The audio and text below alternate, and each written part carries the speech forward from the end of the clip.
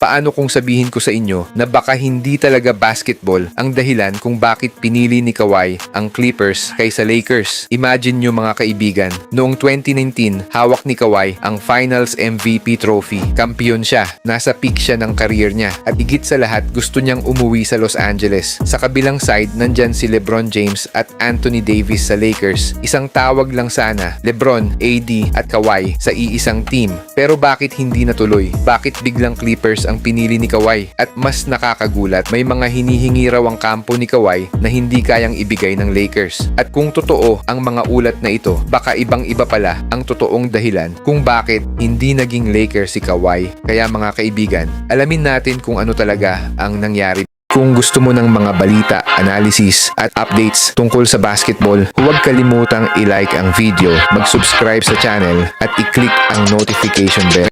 Dito na nagiging mas interesante ang buong kwento. Dahil kung basketball lang talaga ang dahilan, bakit kailangan pang magkaroon ng napakaraming kondisyon? May mga report tungkol sa bahay, endorsement opportunities, sponsorship arrangements, ownership stake, at maging access sa private jet. At kung totoo ang mga naging ulat na ito, hindi lang simpleng kontrata ang pinag-uusapan, business na ang usapan. At dito pumasok ang malaking pagkakaiba ng Lakers at Clippers. Hindi pumayag ang Lakers, pero ang Clippers, hindi lang nila nakuha si Kawhi. Sinunod pa nila ang isa sa pinakamalaking request niya, ang kunin si Paul George. At para makuha si George, isinakripisyo ng Clippers ang napakaraming assets. At tingnan nyo ngayon kung ano ang nangyari. Ang ilan sa mga assets na yon ay napunta sa Oklahoma City. At mula roon, nabuo ang isang Thunder team na naging isa sa pinakamalalakas na teams sa NBA. Kaya ngayon, isang napakalaking tanong ang naiwan. Kung hindi pinili ni Kawhi ang Clippers, magiging ganito kaya ang NBA ngayon? At higit sa lahat, may pinili ba si Kawhi na Clippers dahil gusto niya talaga ang Clippers? O dahil sila ang team na mas handang ibigay ang gusto niya? At siguro, iyon ang pinakamahirap sagutin sa buong kwento.